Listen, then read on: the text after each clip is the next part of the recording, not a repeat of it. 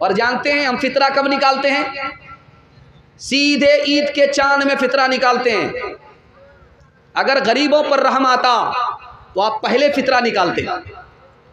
और फितरा में आप क्या दे रहे हैं? साड़ी दे रहे हैं, लुंगी दे रहे हैं, गमछा दे रहे हैं। अगर आप गरीबों पर रहम खाते तो आपको पैसा देना था। पैसा देते, पैसा में 50 ज़रूरत पूरी हो जाती है।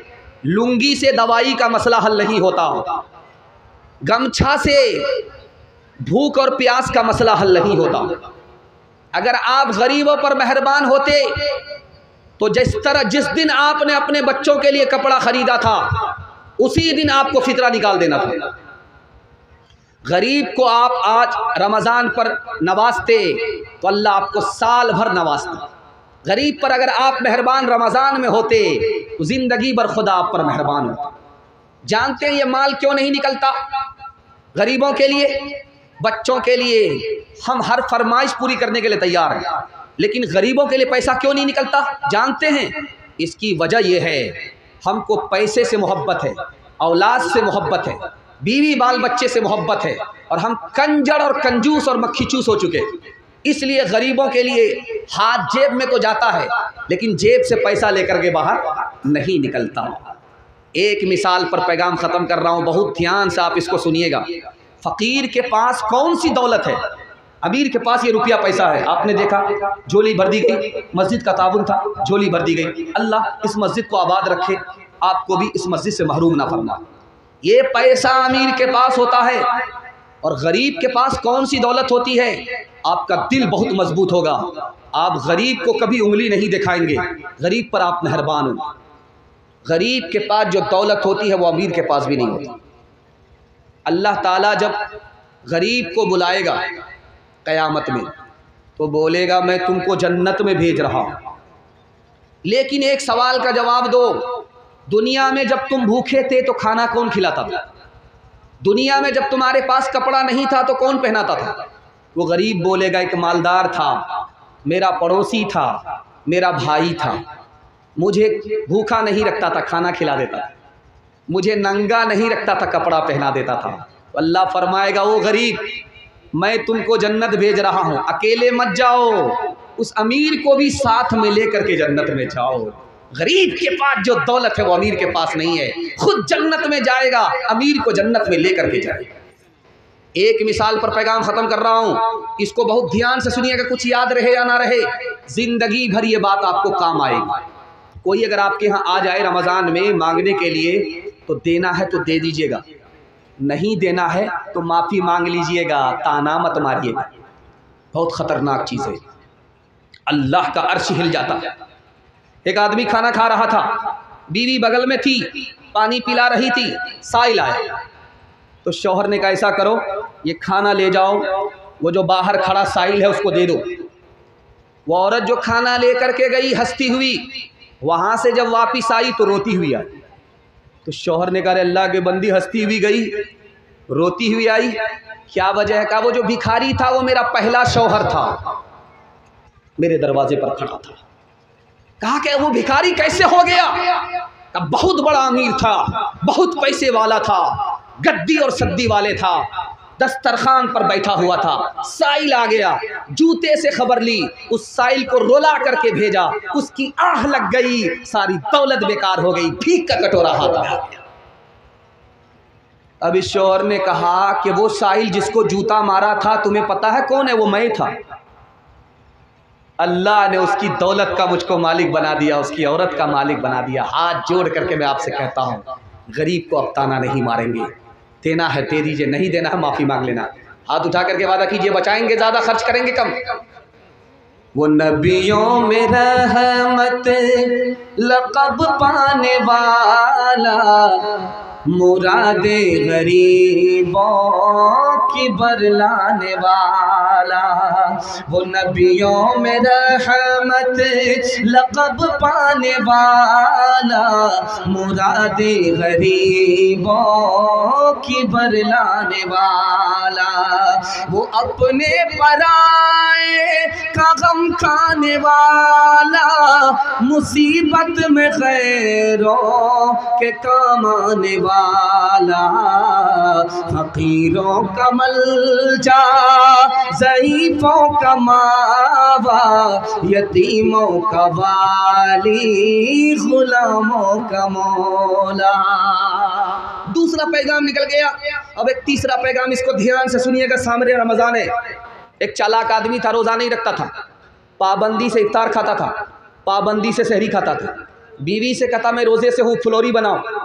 बेटी से कहता था मैं रोज़े से हूँ, पकौड़ी बनाओ। और जब भूख लगे, प्यास लगे तो करता क्या था, लुंगी और गमछा लेकर के दरिया के किनारे आता और डुबकी मारता, मुंह खोल करके जी भर के पानी पी लेता था। 99 दिन चोर के, एक दिन कोतवाल। एक दिन प्लान के हिसाब से आया, भूख लगी, प्यास लगी, लुंगी पहन करके, गमछा उतार करके जैसे ही डुबकी मारी, मुंह खोला, टेंगड़ा मछली मुंह में घुस गई। ऊपर का कांटा ऊपर, नीचे का कांटा नीचे, मुंह बा दिया। डॉक्टर के पास जब लाया गया तो कहा किस मनहूस को लेकर के आए हो, मछली का, कच्ची मछली मुंह में और कांटा ऊपर और नीचे, बात क्या है। तब लोगों को समझ में आया घोटाला करता था, रोज़ा नहीं रखता था, पाबंदी से इफ्तार खाता था, ऊपर से फिट फाट था, नीचे से मकामा घाट था।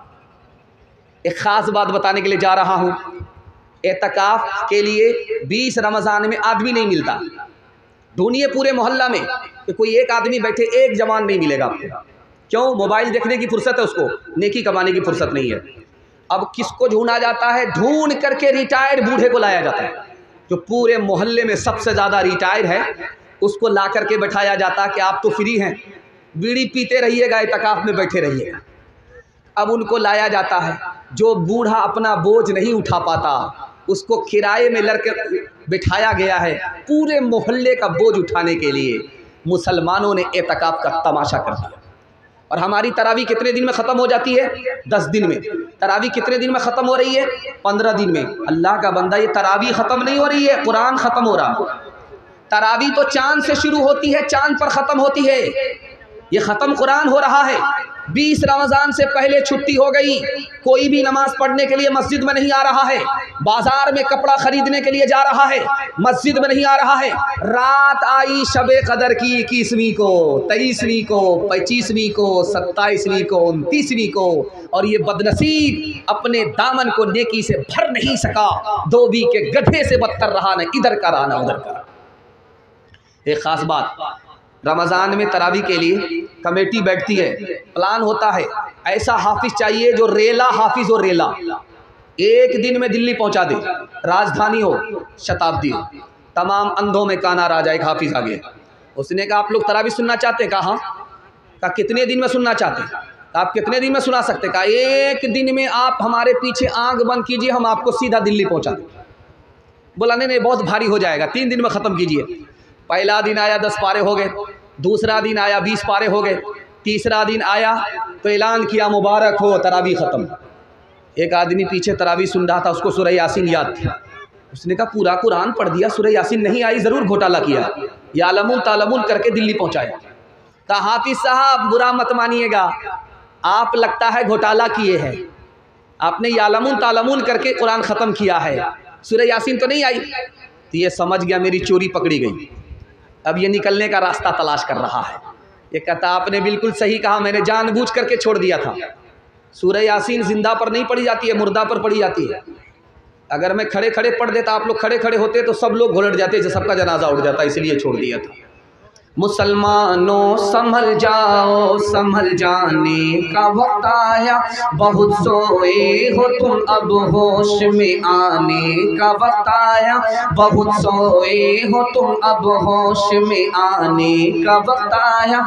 जला डाली थी तुमने कश्तियाँ उम्बलोस के साहिल पर, मुसलमान फिर तेरी तारीख दोहराने का वक्त आया। जहाँ से 300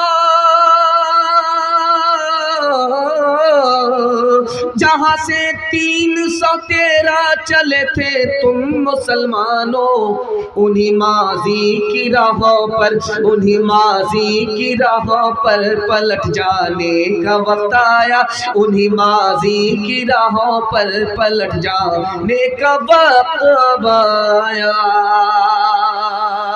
ख़त्म तरावी में ज़्यादा होंगे, सूरह तरावी में कम होंगे। हाथ उठाइए इंशाअल्लाह। ये देखिए हाथ उठाने वाले कहाँ हैं? ये ससुराल में है कि पिंडाल में है? ज़रा इंसाफ कीजिए। ये कन्या के भी मामू है, दूल्हा के भी मामू।